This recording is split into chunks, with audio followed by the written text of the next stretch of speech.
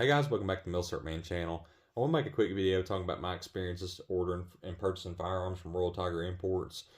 If you don't know about Royal Tiger Imports, like I've said before, they have recently imported, within the last 2 to 3 years, large amounts of Carcano rifles, Enfield rifles, Mausers, rifles dating back to the 1800s, and everything in between into the United States from Ethiopia within the last 2 to 3 years. And a lot of those prices on those rifles can be very tempting to young collectors, especially when they see Enfields for $199 or M1 Garand rifles for $899. A lot of people can be tempted to purchase those, and I kind of wanted to get on here and talk about my experiences with them. That way you can be better informed of what you can look out for and what to expect if you do go ahead and pull the trigger on one of these. Now, it's important to note before I get into the video any farther, I don't collect any of the Carcano rifles that have to offer, any of the Enfields, any of the Mauser types, or any Steyr Mannlichers. I don't collect any of those firearms. I solely base my collection off U.S. military small arms, so I can only give you data points on the 2 of the 3 firearms I purchased from them. I've actually purchased 2 M1 rifles and 1 M1 carbine you see in front of you, with the most recent being this 1943 Winchester M1 Garand rifle, or M1 Garand, which I've actually not done a video on. This is the very first video this rifle's been featured in, and I kind of tell you why later on.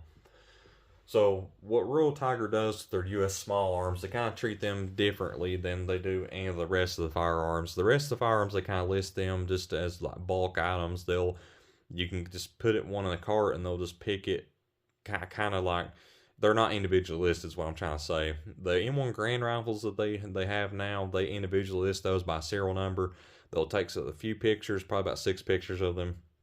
They'll kind of give you a small description. You can get on there and look at the stocks, the cosmetics, the metal condition. The one thing they don't provide you is bore pictures. Now, they do provide you in the description of what the bore gauge is at, but they in a very vague description, whether it's kind of good to fair, and they're very vague with it, which can be very scary and very sketchy when it comes to purchasing one. But I must say, out of the sample sets of 2 of the M1s I have ordered, both of the bores were excellent in them. I believe the Springfield, the very first one I ordered, had a bore gauge around 2. I'm not sure about the throat, and it had a bright and shiny bore, surprisingly. And this particular Winchester gauge is around a 3. Sorry, hit the tripod, with a bore actually pretty shiny. So I was very shocked and surprised to see that. Now, when you get these rifles, expect them to be very, very filthy on the inside. I know outside they cosmetically look pretty good when you get them. They look pretty clean, but the insides are going to be completely filthy. Even though they are advertised 100% function test and 100% ultrasonic clean, they are, in fact, not. When you get these rifles, expect there to be dirt caked all in the trigger group area. And if you're not a very, very experienced collector, or don't have a lot of experience around M1 Garand, you're going to be very frustrated when you see all the dirt in this, because these do need to be taken down 100% to be thoroughly clean. Now, in this 1943 Winchester, I had completely taken it all the way down, all the trigger group parts down, the side assembly, everything, to just a stripped barreled action. And we completely stripped it, and actually had to do the boiling and carding method on this particular firearm because the dirt was so bad. And the crevices areas, it was caked on so hard and caked on so thick that no amount of penetrating oil, brake clean, mineral spirits even came close to even breaking any of this loose. And if you're not familiar with the boiling and carding method, it's actually a method that Mark Novak's taught a lot of us collectors to do with these particular surplus firearms to preserve them. What you do is you take your parts, completely stripped, into a pot, and you boil them in distilled water for approximately an hour to an hour and a half, depending on how bad the gunk or grime or rust may be. And you card them softly with some 4/0 steel wool, or some very fine steel wool, or a carding wheel. And you can see on this Winchester, it actually worked very well. You can see the overall metal finish is very nice. We don't see any rust, any dirt or gunk. What you see is just the old remnants of finish. You can see under a trigger guard here, really, really good shape. You can see towards the muzzle, everything's looking real good. So I'm extremely happy how that come out. And I know I'm going to get the comment, because I get it every time.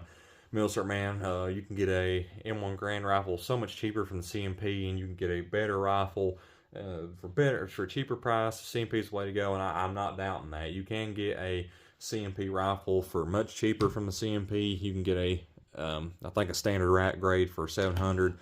But I don't think the R.T.I guns are necessarily something to snarl your nose at, because you can get a pretty unique item for a pretty decent price. Like I had said, I picked up this Winchester M1 rifle on their Easter sale for I think around $1,000, which for a Winchester is pretty fair. And it's also important to note that sometimes you can't always get what you're looking for on CMP's website. They don't always have field grades in stock. They don't always have service grades. Um, and these are kind of competitively priced to a service grade. And it's important also to note you can look at these firearms. You're able to see them. You're not able to see bore condition on these, which you're not able to with the CMP either. And I think it's important to know I have actually unboxed one rack grade on the channel, and I have purchased a total of two. And one of those rack grades I've ordered out of two had a horrible bore. It was dark and pitted, and it's just a gamble with CMP as well as much as it is R.T.I, since CMP did acquire a large amount of firearms from the Philippines stored in not the best conditions. It's just a complete gamble either way, really. The only benefit you really get with ordering from Rural Tiger Imports is that you actually see what you're ordering on pictures cosmetically, if you want to know that you're not getting a busted up stock. And kind of a bright side too, you pretty much know you're always going to get a surplus stock with the Rural Tiger guns that you can see.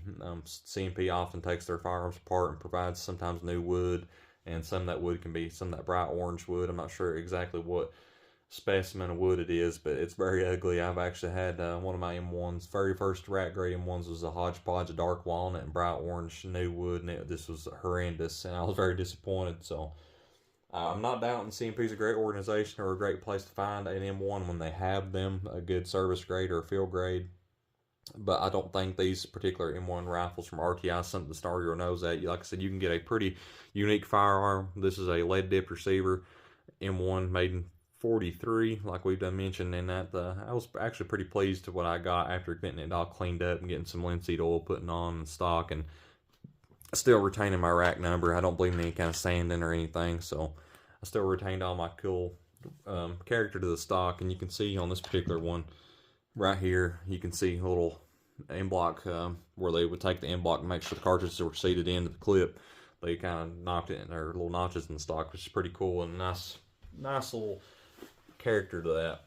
Now, on their M1 carbines, I believe it was last year they put a video out on this being the last batch of the M1 carbines they'll be getting in, which I believe is true. I think last time they done that, they ended up getting another batch, which a lot of people thought was a sales gimmick, which it probably was. But I do believe their inventory on M1 carbines is dwindling down. They do from time to time have a batch of completely refurbished M1 carbines, like this one. This is a 1944 Winchester from James River, and we'd recently done a boxing on this one on the channel. You can see a beautiful new walnut stock, brand new parkerized finish.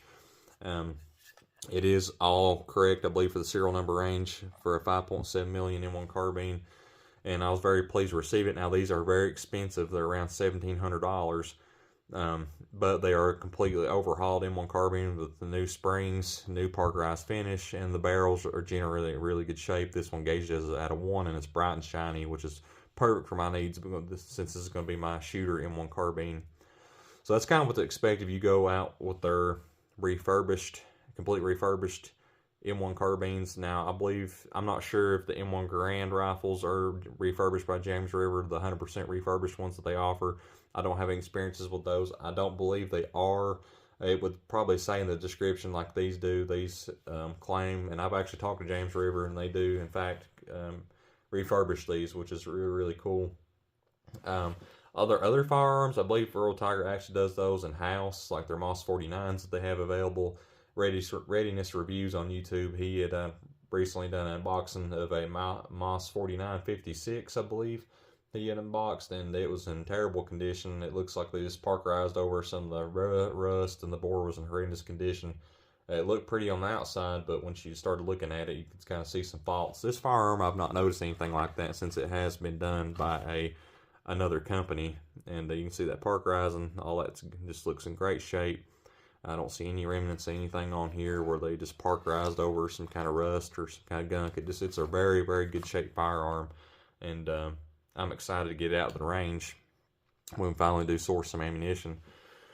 So, I know I've got kind of long-winded. I just have a lot to talk about in this video, but I'm just going to kind of wrap things up. So, don't kind of shy away from the M1s they offer, especially when they go on sale. They periodically, I'm sorry, have the M1 Grands on sale for $8.99, which I think is a pretty decent buy if you pick out one that's in pretty fair condition.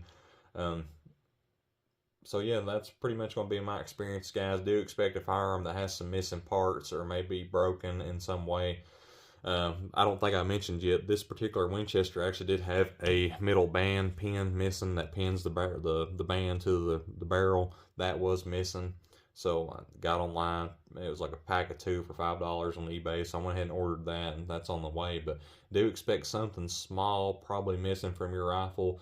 If it's anything big like the clip ejector spring, I would go ahead and contact Royal Tiger and let them know. Since they do claim these are 100% function tested, they actually didn't send me a clip ejector spring in that other video we done prior to this one. So go ahead and if you haven't watched it, go ahead and check that video out.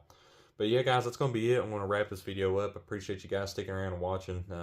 Stick around for some more Military Man content. I've got a lot of cool content on the way. Unfortunately, time limits me and a job limits me as well. But I got some more interesting content on the way, and I think you guys are really going to enjoy it. So yeah, guys, that's going to be all for today. I appreciate you guys watching. Stay tuned, and God bless.